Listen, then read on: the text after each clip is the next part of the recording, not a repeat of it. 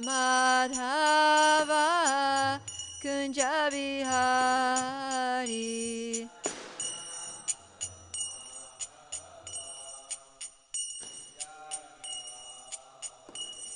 Gopi Jana Vallabha Girivara Dhari.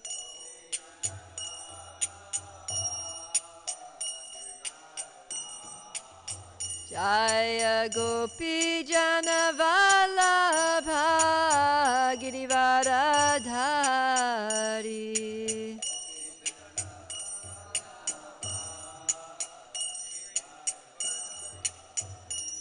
Yashodanandana Brajajana Ranjana.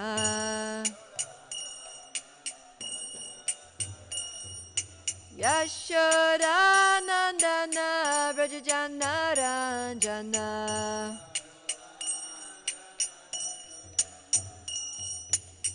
Yamuna Tira Vanachari.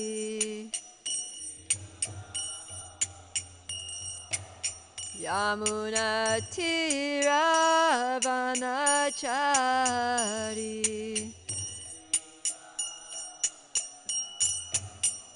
Jaya Radha Madhava Kunja Bihari.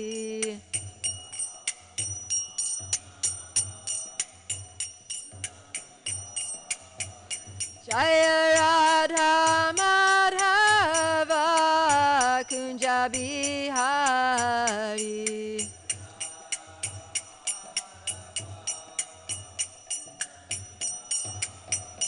Jaya Prabhupada, Prabhupada, Prabhupada, Srila Prabhupada.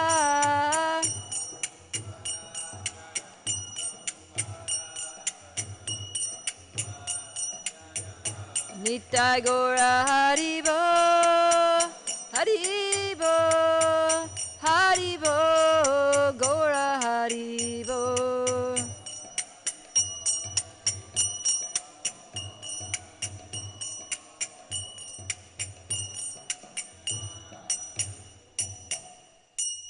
Gora Premanandi, Hari Hari. Om Namo Bhagavate Vasudevaya.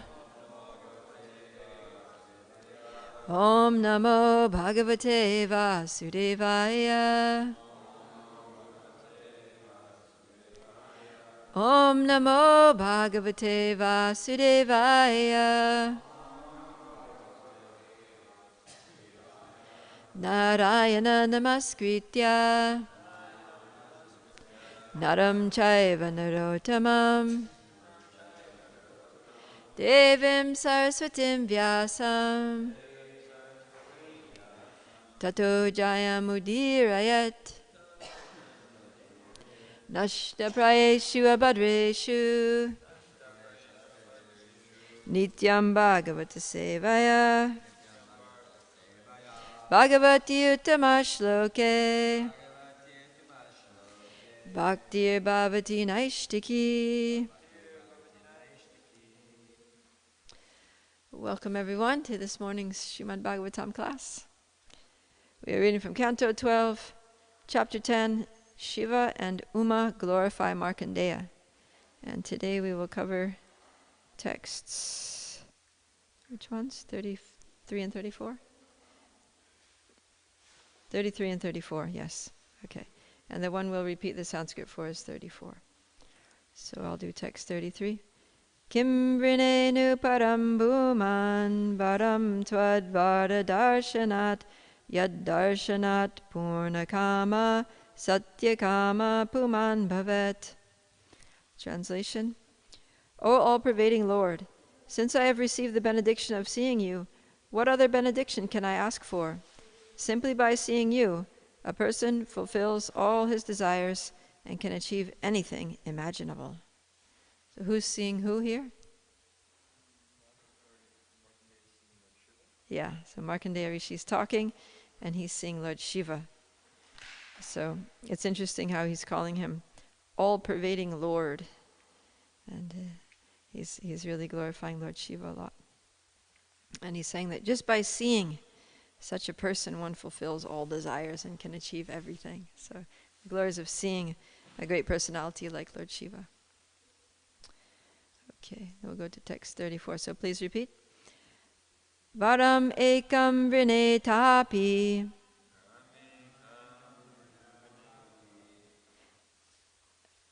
purnat kama vivarshanat bhagavatyachutam bhaktim tatpareshu tatatvayi varam ekam vrinetapi purnat kama vivarshanat bhagavatyachutam bhaktim tatpareshu tatatvayi. Please chant.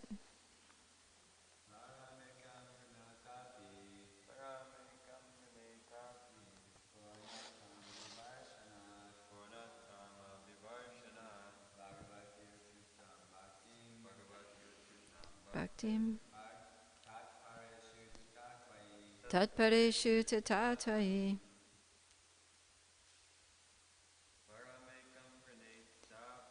Varamekam vrinetapi purnat kama vivarshanat bhagavatyachutam bhaktim tatpareshu tatatvayi. Any ladies? Give it a try, Lisa.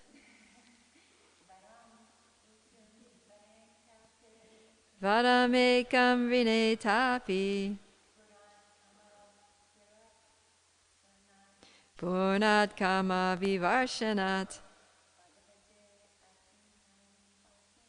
bhagavatyachutam bhaktim tatpareshu tatatvayi. Varamekam vrinetapi purnat kama vivarshanat bhagavatyachutam bhaktim tatpareshu tatatvayi. All right, let's do the word for word. Varam, benediction. Ekam, one. Vrine, I request. Ata api, nevertheless. Purnat, for him who is completely full. Kama abhivarshanat, who showers down the fulfillment of desires. Bhagavati, for the Supreme Personality of Godhead. Achyutam, infallible. Bhaktim, devotional service. Tatpareshu, for those who are dedicated to him. Tata, and also. Tvayi, for yourself. Translation and purport by the disciples of His Divine Grace, A.C. Bhaktivedanta Swami Srila Prabhupada Ki Jai. But I do request one benediction from you, who are full of all perfection and able to shower down the fulfillment of all desires. I ask to have unfailing devotion for the Supreme Personality of Godhead and for His dedicated devotees, especially you. So he's saying, in the last verse, he's saying that I've received the benediction of seeing you, so what else can I ask for? All my desires are fulfilled. What other benediction might remain lacking? And so he's saying, completely fulfilled. I don't have anything to ask. And then he says, but I do ask for one thing. So what is that one thing? Unfailing devotion for the Supreme Personality of Godhead and His dedicated devotees, especially you. So, purport. The words Tat Pareshu Tatatvayi clearly indicate that Lord Shiva is a devotee of the Supreme Lord not the Supreme Lord himself. So this is important because in the last verse he was calling him all-pervading Lord, which makes him seem like he's the Supreme Lord. But the purport is making it clear that Lord Shiva is a devotee of the Supreme Lord, not the Supreme Lord himself. Because the representative of God is offered the same protocol as God himself, Markandeya Rishi addressed Lord Shiva as Lord in previous verses. So that explains why he was honoring him that way, because he's the representative of the Lord. But now it is clearly revealed that, as stated throughout Vedic literature, Lord Shiva is an eternal servant of God and not God himself. Desire manifests itself within the mind and heart according to the subtle laws governing consciousness. Pure desire to engage in the loving service of the Lord brings one to the most exalted platform of consciousness, and such a perfect understanding of life is available only by the special mercy of the Lord's devotees. Om Jnana Timirandasya Gyananjana Shalakaya Chakshurum Militan Yena Tasmai Shri Gurave Namaha. Namo Om Vishnu Padaya Krishna Prastaya Bhutale Srimate Bhaktivedanta Swaminiti Namane Namaste Saraswati Deve Gauravani Pracharane Nirvishesha Shunyavadi Paschachade Shatarane Jaya Shri Krishna Chaitanya Prabhu Nityananda Shri Advaita Gadadhara Shivasari Gaura Bhakta Vrinda Hare Krishna Krishna Krishna Hare Hare Hare Rama Rama Rama Hare Hare. So this purport has two short paragraphs, and they're both on very different subjects. And one is about the position of Lord Shiva, and the other is about the nature of pure desire. So I'll speak about both of these topics. So Lord Shiva, he's a very special personality because he's in his own tattva. He's not a jiva, and he's also not the Lord. So there are three tattvas. There's Vishnu tattva, which means the category of Krishna, Lord Vishnu, all the incarnations of Krishna, who are on the level of the Supreme Personality of Godhead. And so that's all the expansions, direct expansions of Krishna. And then there are the jiva tattvas, who are all of us, who are the minute. We're also expansions of Krishna, but we're very tiny. Whereas the Lord is infinite, we are infinitesimal, Prabhupada would say. We're very, very tiny sparks of the Lord, who's like a blazing fire, or we're like drops of water compared to the Lord, who is like an ocean. So that's the jivas. And we never become the Lord. We always remain very small in relation to the Lord, and our eternal position is his servants. And then there's another third tattva which is called Shiva tattva. So whereas there are countless jivas in Jiva tattva, and there are even countless incarnations of the Lord in Vishnu tattva, there's only one personality in Shiva tattva, and that's Lord Shiva. So he's a very special, very unique personality within the entire cosmic manifestation. And he's considered to be so much like the Lord that he almost has all the qualities of the Lord. And Prabhupada uses the analogy of milk and yogurt. So the Lord is like milk, and Lord Shiva is like yogurt. So yogurt is nothing but milk. It's just, there's no other ingredient in yogurt except milk, except that it's different. It's been cultured. It's cultured milk. So Lord Shiva is basically nothing but God, but he's a little different. It's something a little different. So just like you can't use yogurt to make sweet rice, because if you try to boil it, it's just going to separate, right? It's not going to be good sweet rice. So although yogurt is nothing but milk, you can't do all the things that milk can do, and it's somewhat different. So like that. And so that's what's being emphasized here in the purport, is that Lord Shiva is not the Lord himself. And this is important to understand. I know that a lot of people who come from the Hindu background, they tend to be sometimes confused about who is the actual Supreme Personality of Godhead, and a lot of them think that Lord Shiva is the Supreme. But the good thing about Lord Shiva is, because we're hearing that he's a devotee of the Lord, even if someone does think Lord Shiva is the Supreme, if they're sincere and they actually want to understand the absolute truth and come closer to God, if they're not just worshipping Lord Shiva for material benefits, then Lord Shiva, because he's a Vaishnava, he'll gradually bring them to Krishna. And I see when I was visiting a Toronto temple, and they have the Bhakti Academy there, like ashram situation there, and there's a lot of young Indian students and professionals who are in the ashram. And many of them, when I asked them, what brought you to the temple, what brought you to, surrender to Krishna and live in the ashram, and they said, well, I used to be a Shivite. I used to think that Lord Shiva was the Supreme Personality of Godhead, but then, I started coming to the temple and I realized that actually Krishna is God, and then surrendered to Krishna. So that's what Lord Shiva does. Just like any Vaishnava, he wants to bring people to Krishna.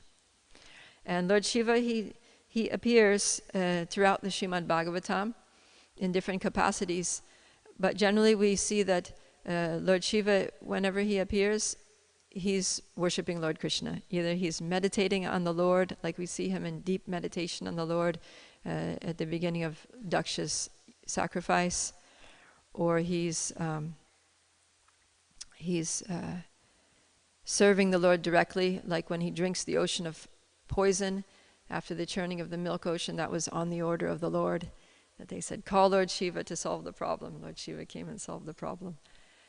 Or he's directing others to worship the Lord, like in the case of the Prachetas, when they were going to perform austerities, meditating underwater for thousands of years. Then Lord Shiva appeared just before they were about to submerge themselves, and he said, oh, what are you boys going to do? Oh, we're going to meditate. Oh, good. So let me give you your object of meditation. And then Lord Shiva beautifully describes the transcendental form of Lord Vishnu.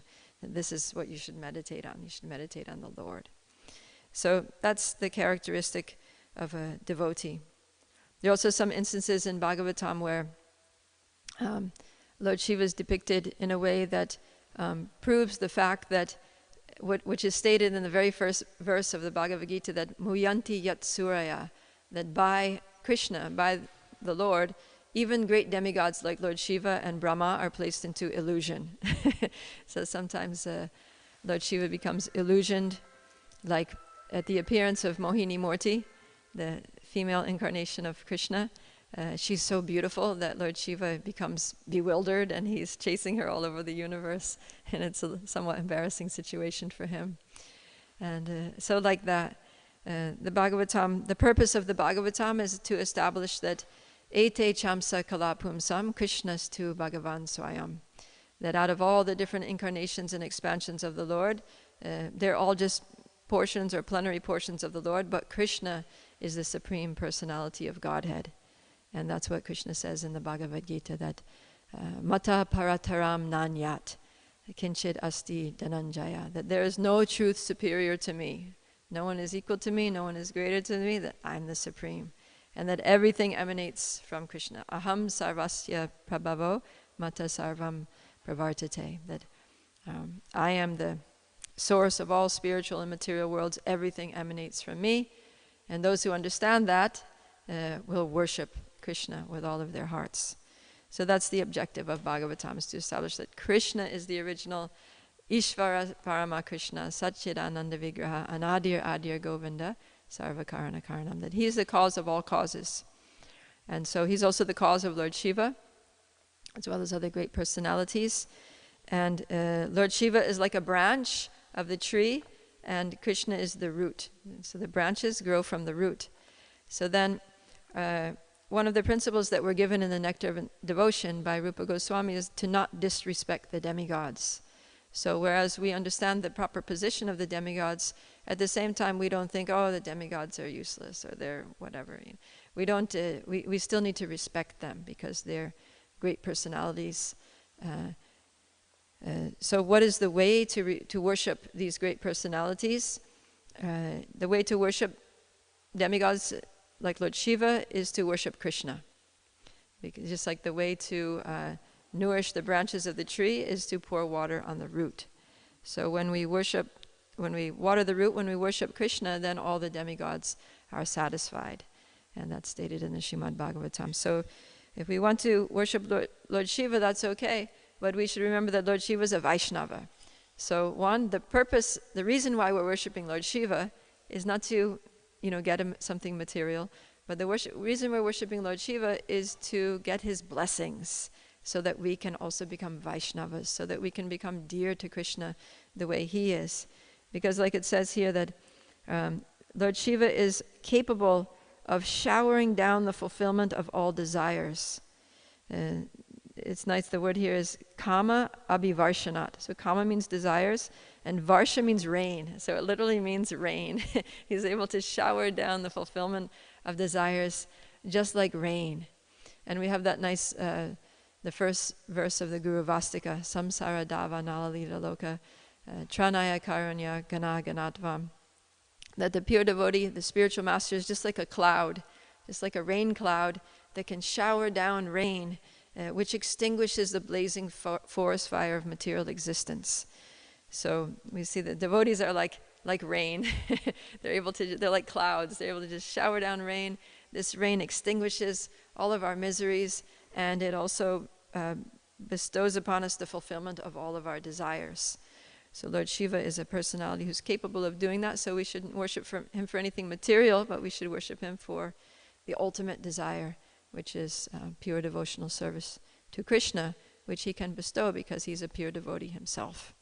Right? Like the devotee has Krishna, and therefore Krishna se tomar, Krishna dite paro, tomara shakatiyache.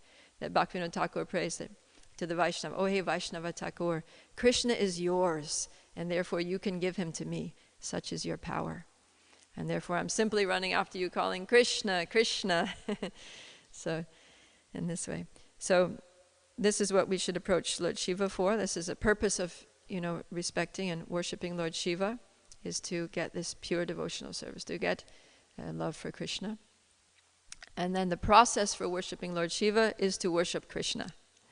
And by worshipping Lord Krishna, then Lord Shiva is very happy, because that's what he instructs everyone to do. Whenever he comes in Srimad Bhagavatam, he never says worship me.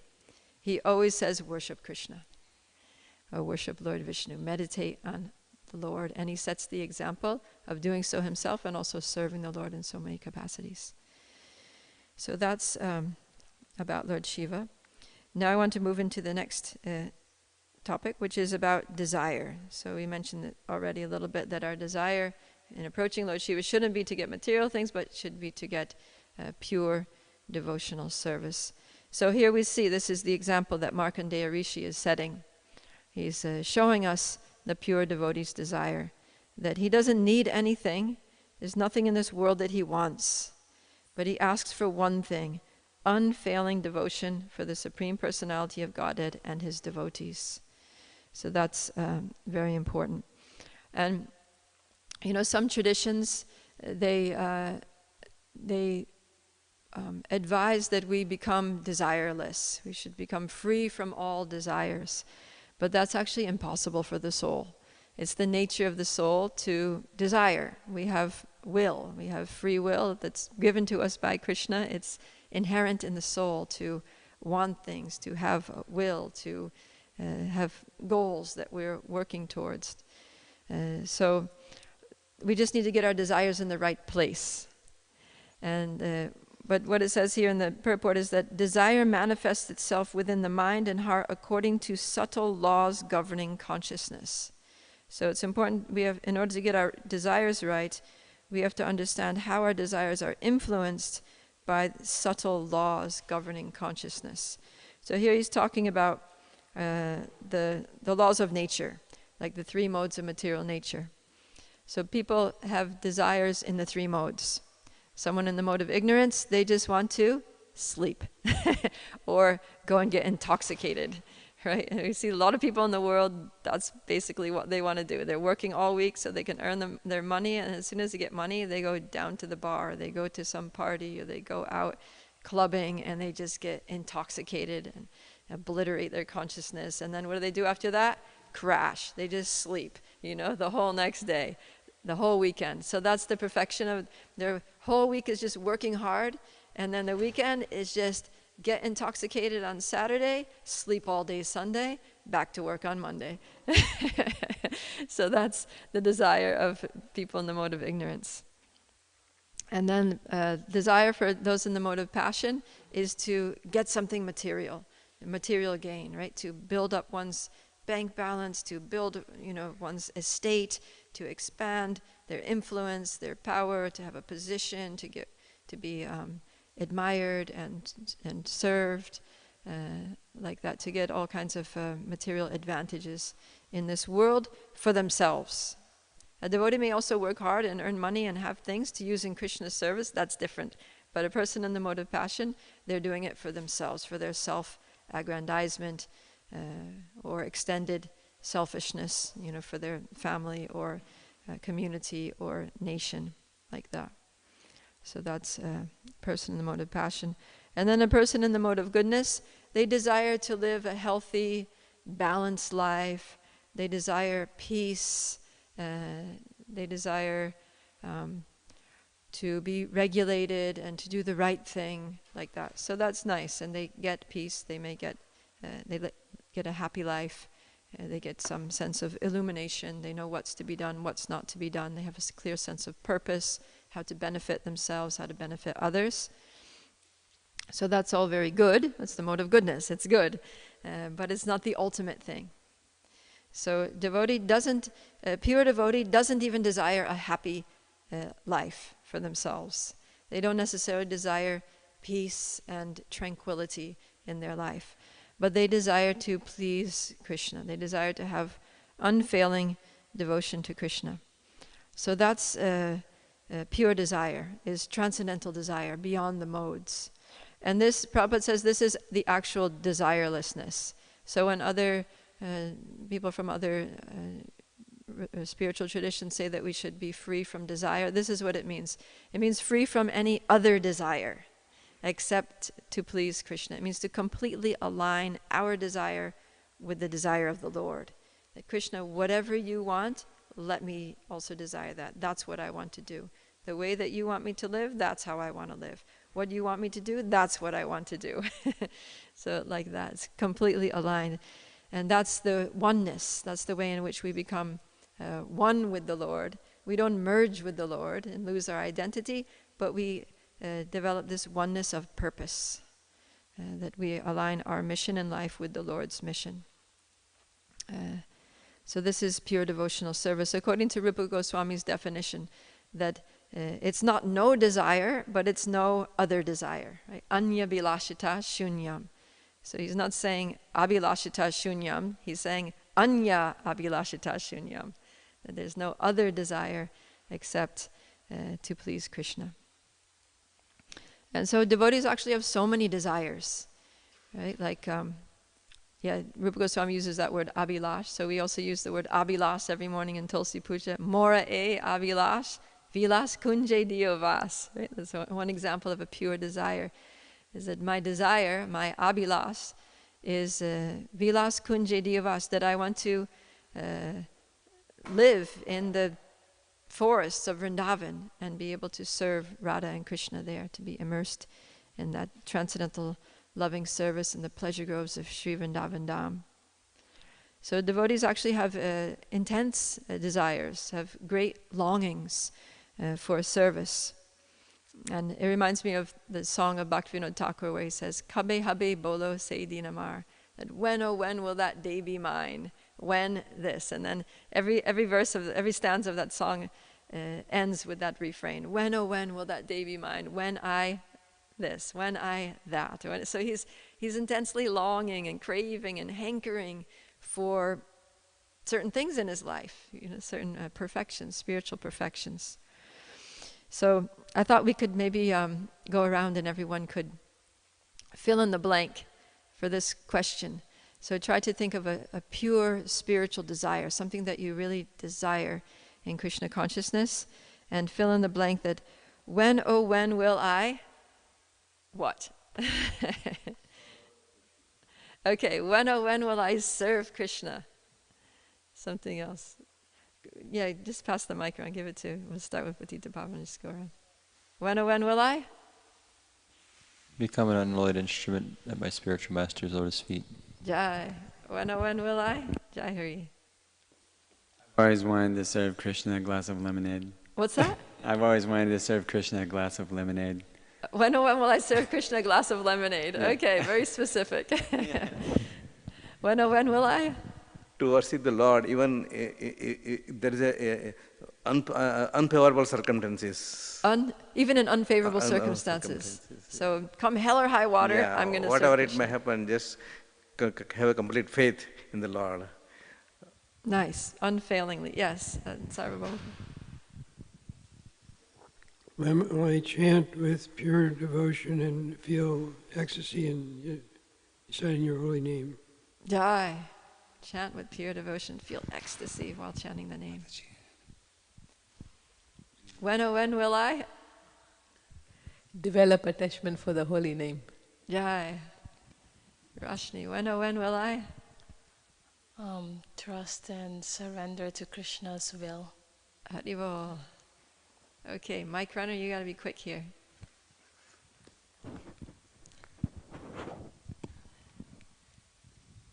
When will I? Develop Vaishnava qualities so I can please the Lord with my service. Jai.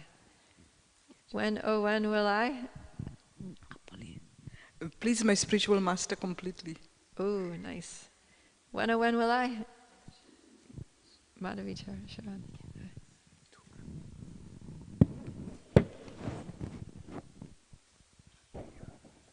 Way in the back there by the side. When will I? Merge in you. What's that? Merge in him. Merge in him. Merge in the ecstasy of loving service to Krishna. When will I? When will I lose this pesky I and mine conception? Okay, and understand that everything belongs to Krishna, including myself. Pass it back there to Lisa. When will I?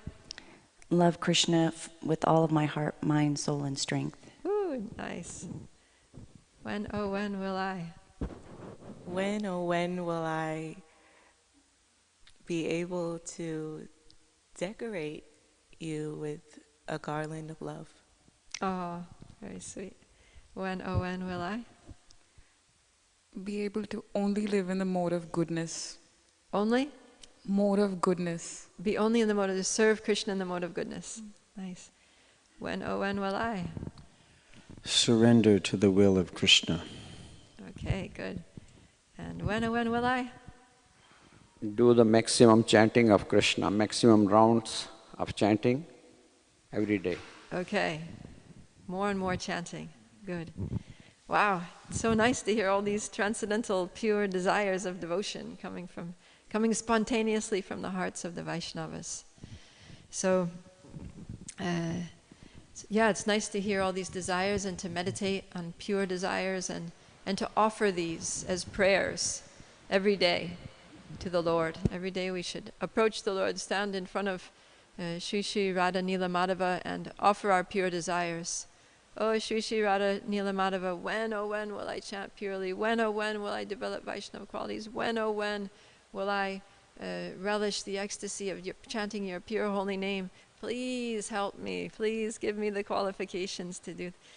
We need to really cultivate these spiritual desires, because the more we meditate on and pronounce, express these spiritual desires to the Lord, the more our material desires will go away.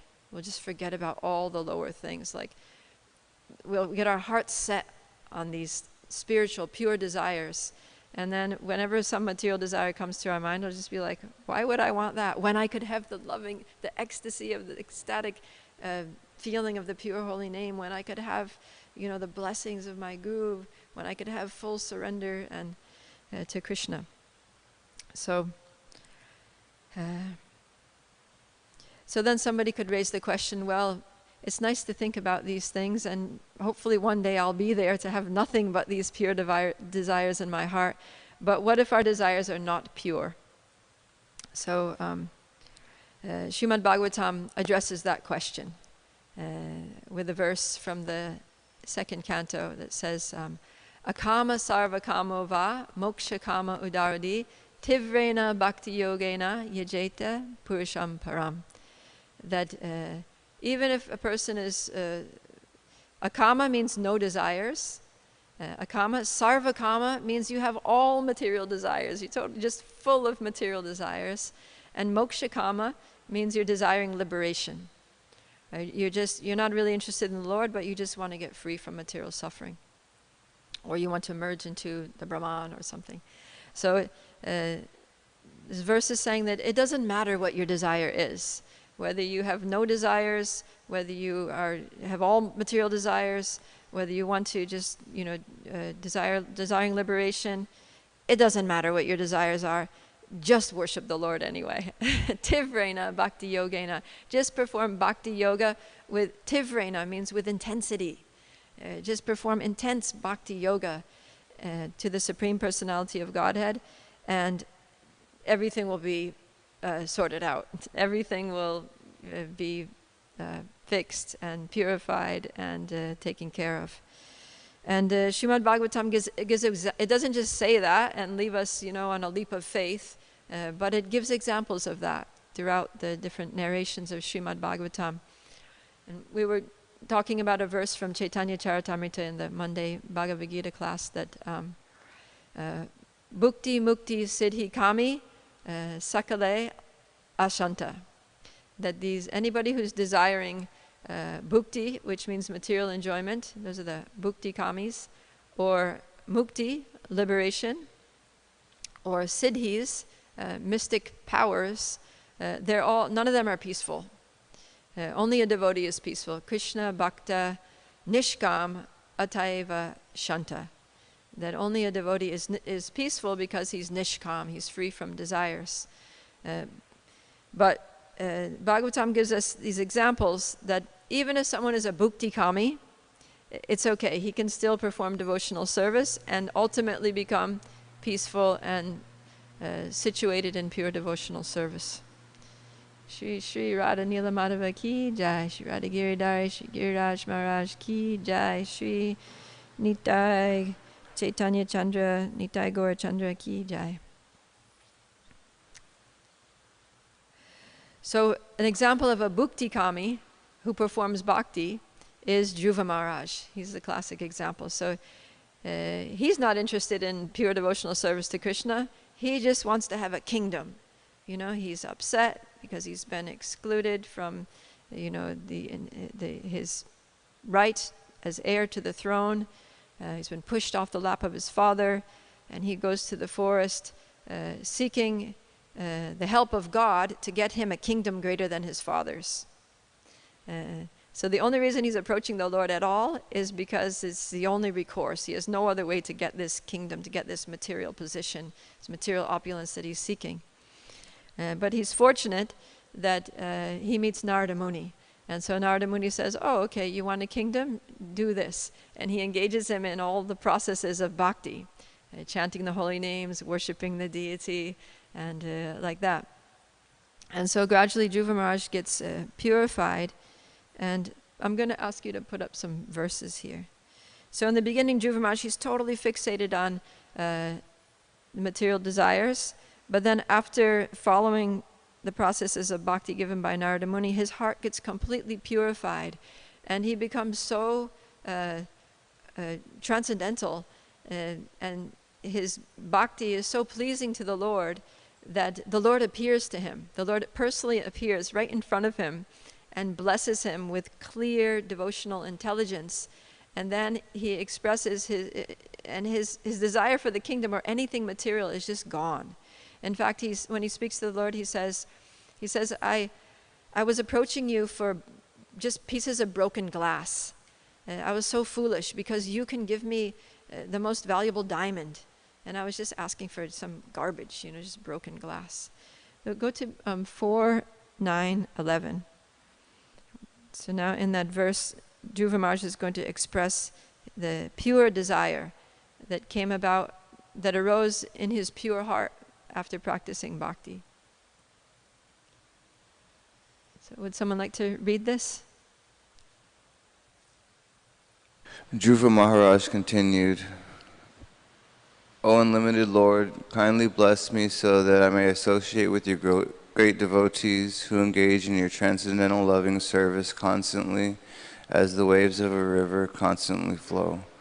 Such transcendental devotees are completely situated in an uncontaminated state of life.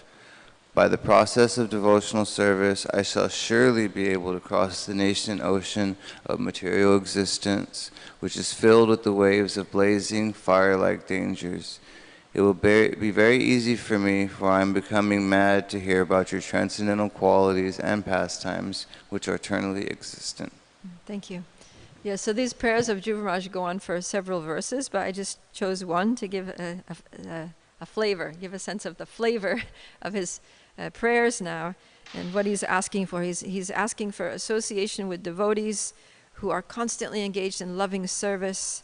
He's asking for, to be able to continue to perform the process of devotional service. He's talking about hearing. He's mad to hear about the pastimes and qualities of the Lord. So these are his desires now. Forget about the kingdom. I just want to associate devotees and be engaged in loving service, and specifically hearing about your pastimes from the lotus mouths of those devotees. So now he's got these pure spiritual desires.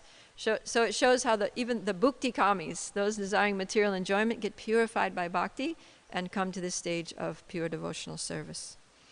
Then we also have examples of mukti kamis, people who are desiring liberation. So the example is the four Kumaras. The four Kumaras, they were actually impersonalists. They're jnanis.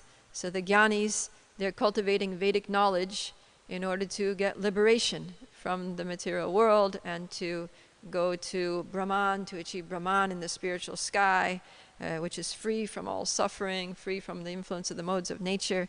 So that was their objective. And they were practicing that, and they were very advanced in Gyan.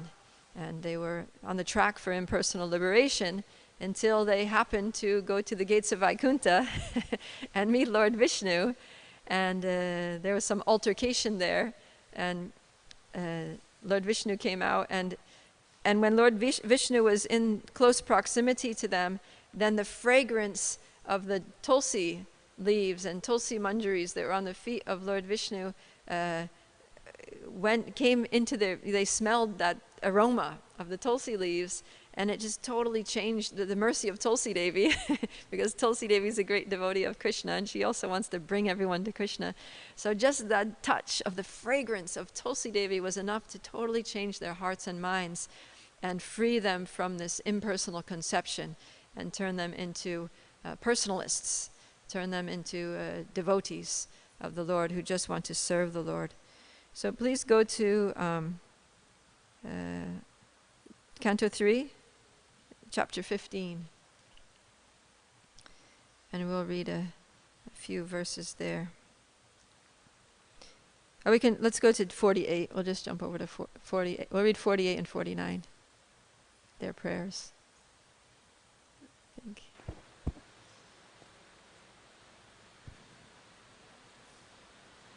Yeah, Jai Persons who are very expert and most intelligent and understanding things as they are, engage in hearing narrations of the auspicious activities and pastimes of the Lord, which are worth chanting and worth hearing. Such persons do not care even for the highest material benediction, namely liberation, to say nothing of other less important benedictions like material happiness of the heavenly kingdom. So here they're specifically saying that they don't care about liberation anymore when they speak of anything material. They just want to hear about the person, about the qualities and activities of the Supreme Person. And the next one?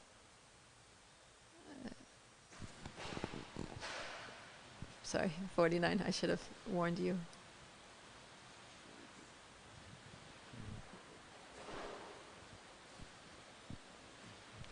Oh Lord, we pray that you let us be born in a hellish condition of life, just as long as our hearts and minds are always engaged in the service of your lotus feet.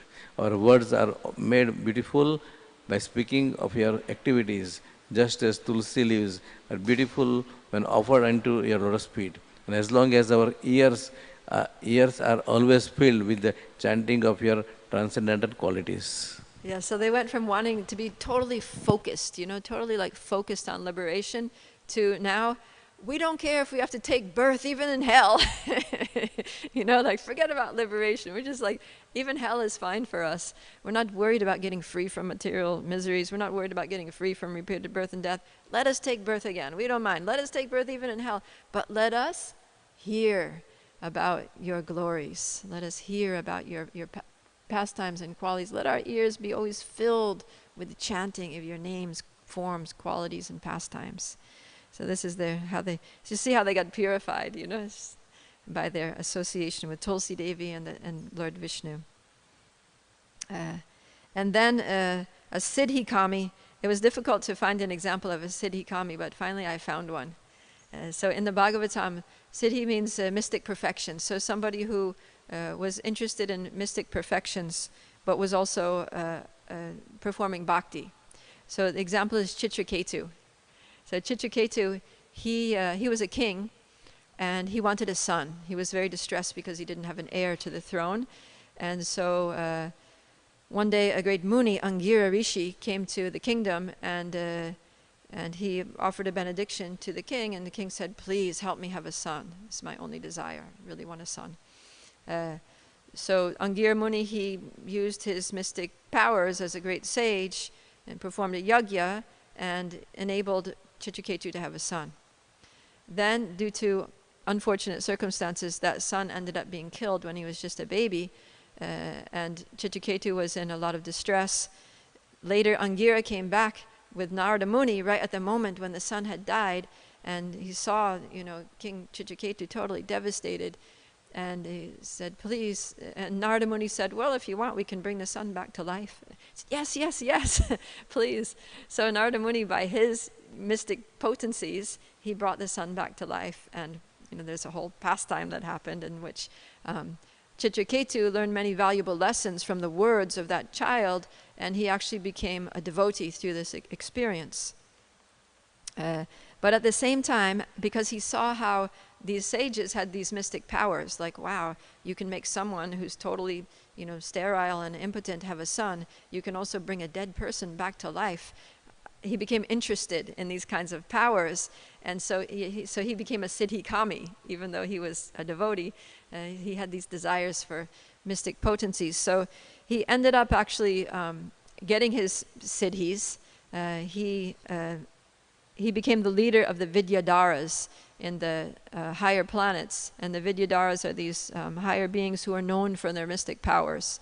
And he got the siddhi of being able to just kind of fly in the sky at will. And he could, travel, interplanetary travel, like Narada Muni does. He just kind of cruises from one planet to the other.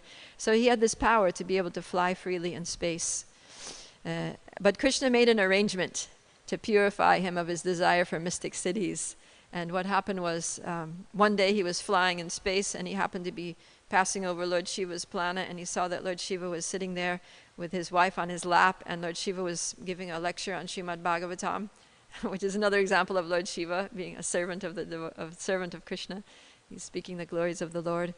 And Lord Shiva, Chitraketu thought it was very funny. He just found it funny that here's Lord Shiva speaking to these sages and renunciants and sannyasis of the universe, but he's got his wife on his lap, and he's got his arm around his wife, and he's like, what is that, It's just like really strange. Just imagine, somebody is giving Bhagavatam class here in the temple, and he's a grihasta, and he's got his wife sitting on his leg, and he's got his arm around his wife, and he's Om Namo Bhagavate Vas. It would just be really strange and funny. So Chitraketu, he just started laughing. He just cracked up, seeing the sight. And Mother Parvati, the wife of Lord Shiva, she didn't take kindly to that. She thought, oh, he's laughing at my husband, and doesn't he understand the position of Lord Shiva? So she cursed him to be a demon, and he became Vritrasura. So Vritrasura was a demon, but he was actually a devotee, because he was Chitraketu, who was a devotee. And it was in his birth as Vritrasura that he became very purified. And that his devotion really came out. And so Krishna made this arrangement to free him from his desire for siddhis and to put him in the line of pure devotional service. So please go to, what is it?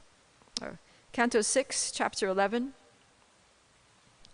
And we'll just go to the translations because we'll read a few of them. We'll read from 24 to 27. That'll make it easy to, if you can do that. Yeah, so someone please read. Lisa. O my Lord, O Supreme Personality of Godhead, will I again be able to be a servant of your eternal servants who find shelter only at your lotus feet? O Lord of my life, may I again become their servant so that my mind may always think of your transcendental attributes, my words always glorifying those attributes, and my body always engaged in the loving service of your Lordship.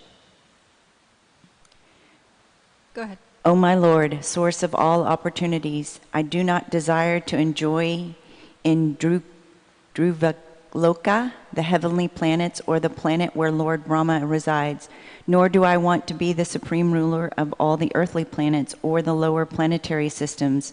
I do not desire to be master of the powers of mystic yoga, nor do I want liberation if I have to give up your lotus feet.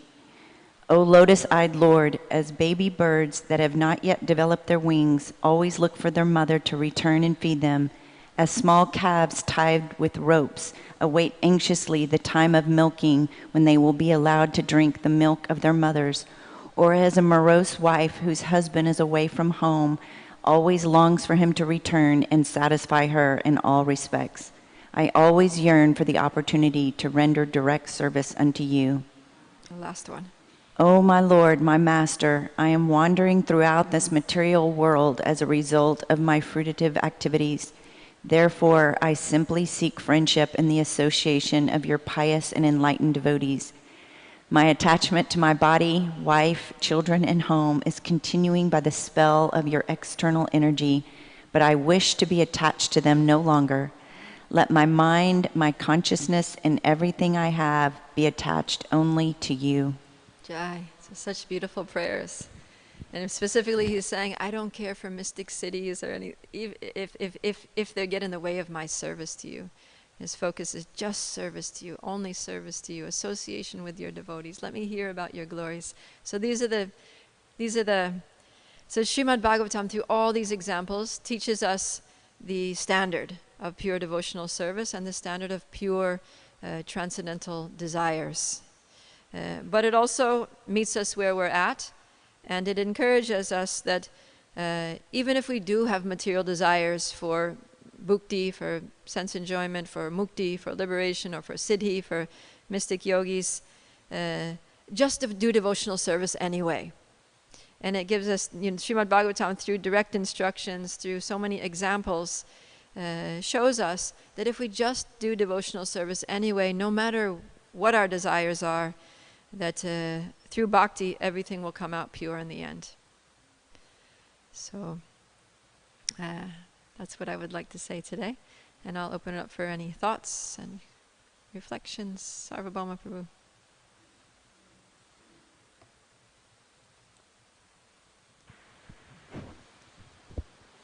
One Prabhupada disciple in a Vyasa Puja offering to Prabhupada compared Prabhupada to Lord Shiva, in the sense, like he said when Prabhupada preached to the hippies, like Shiva, sometimes he takes fallen people and associates with them and brings them up. So he compared Prabhupada to Lord Shiva, and in some ways the spiritual master is comparable to Shiva, like the Acharya, like Krishna says, Acharyam mam vijanayam, know the Acharya as myself. So the Acharya is not exactly Krishna, but in one sense he is. He's the link to Krishna, the transparent via media. So, like Lord Shiva takes on the karma, he drinks the poison, gets the blue throat. So at the time of initiation, the guru takes the karma of the devotees. So there's some comparisons. Guru Tattva and Shiva Tattva, there's some similarities. Wow, nice, interesting parallels between Lord Shiva and the spiritual master. Yeah, both are embodiments of compassion. You know, the reason that Lord Shiva, and he gets criticized for it, right, by people like Daksha who are ignorant. He gets criticized for, you know, being covered with ashes and matted hair and appearing to be dirty and, you know, unkept. But he takes on that appearance in order to be attractive to personalities in the mode of ignorance, you know, like all these ghosts and hobgoblins and people in the mode of ignorance. So they'll get the benefit of his association, and they'll be elevated. So in the same way, sometimes devotees go out and, you know, put on clothes or sometimes dress up in even costumes and things like that in order to be able to connect with people out there who are in the mode of ignorance and try to gradually, you know, give them some connection to Krishna consciousness. So, yeah. Thank you. Something else? Kirsten. Hare Krishna. Something that I realized throughout all these verses and that we've seen today is how much they pray for the association of devotees. And a lot of the time we try to think like, oh, just Krishna, that's all I want, that's all I need, which is true. But the association of devotees is a lot of the time what they pray for, and because Krishna is in the heart of the devotees and we can't directly get to Krishna, you know, just wanting Krishna in that way. He's not even accessible in that way. So praying for association of devotees and service to the devotees as well, because through them we can get to know Krishna more. Yeah. I mean, the goal is Krishna, but we can only approach Krishna through the process that Krishna gives us for approaching him, right? And he says, just try to learn the truth by approaching a spiritual master.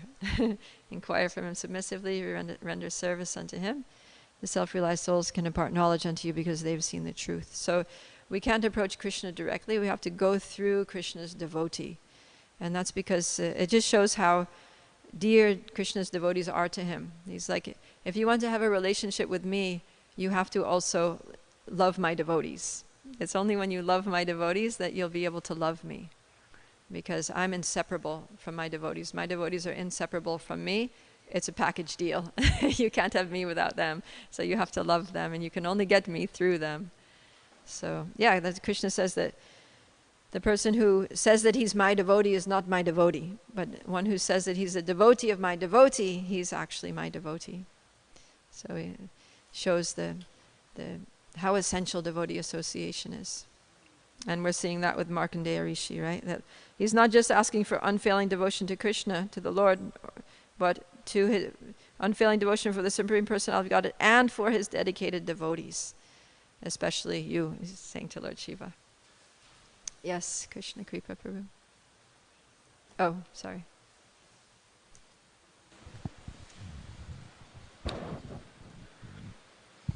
Srila Prabhupada gave the example, if you want to please a wealthy man, you give a penny candy to his child. Mm-hmm. Therefore, if we simply look at all devotees as equally devoted to Krishna and simply serve them as friends, there's hope. As soon as we stop looking at it that way and start categorizing which devotee is what and who you should serve and this one should that, then you're not thinking for Krishna. You're thinking for what's in it for me. And again, this is how we keep taking birth in the material world. Mm-hmm. So, just a thought.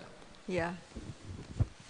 Yeah, and the penny candy is is instructive, because if you give a penny candy to the wealthy man, he's going to be like, what's that, right? But if you give it to his small child, then he'll be happy.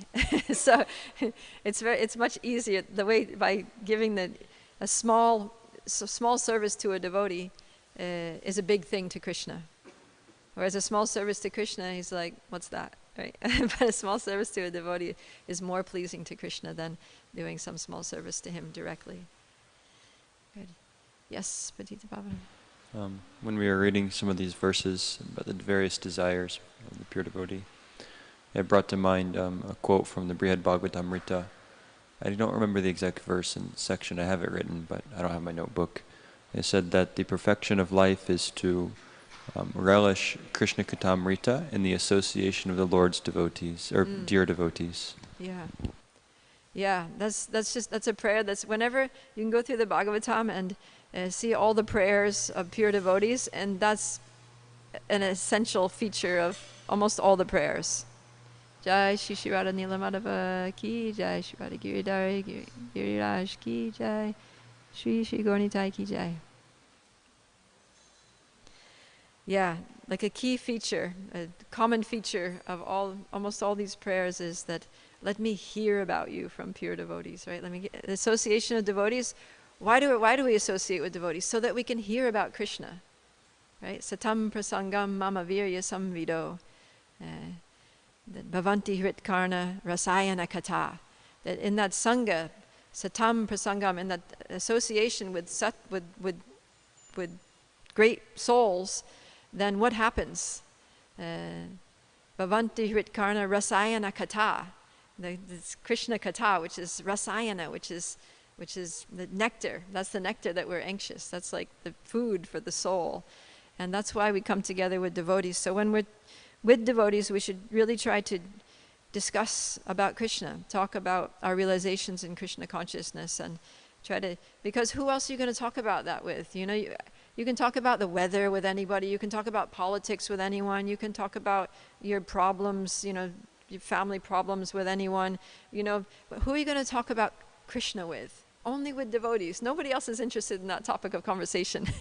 So when we're together with devotees, we should really try to make it transcendental, you know, make it something very devotional and something that's related to Krishna. And then we'll feel nourished, we'll feel happy, we'll get the most out of the association, and we'll come to really value and appreciate the association of devotees. Because if we just talk about mundane things, or we're complaining, criticizing ISKCON or devotees or management or something, then it's not relishable, you know. We go away feeling ugh, like ugh, right? And then it kind of like we don't want to. It makes us unable to appreciate the association of devotees. Because we feel the same way after having, you know, speaking prajalpa with devotees, we feel just as bad as speaking prajalpa with anyone, you know. So it's like, what's so special about a devotee association? It's not very inspiring. Yeah, because what do you talk about with the devotees? Is it, you know? So we have to really honor each other as devotees by actually talking about devotional things. And that's association. It's not that anything, just because you're with a devotee means that you're actually associating with a devotee. Devotee association means that you're associating on a platform of bhakti, actually talking about spiritual subject matters. So, yeah, that's something that we can pray for, is to be able to have that association in which we can talk about Krishna. And it takes a little bit of nerve, you know. It's talking about Krishna, it should be easy amongst devotees, but it's not always so. It's easier to talk about other things. So yeah, it takes a little bit of initiative on our part. Okay, we're getting over time, so we better wrap it up. Grantaraj Srimad Bhagavatam ki jai, Srila Prabhupada ki jai. Hare Krishna, Krishna Krishna, Hare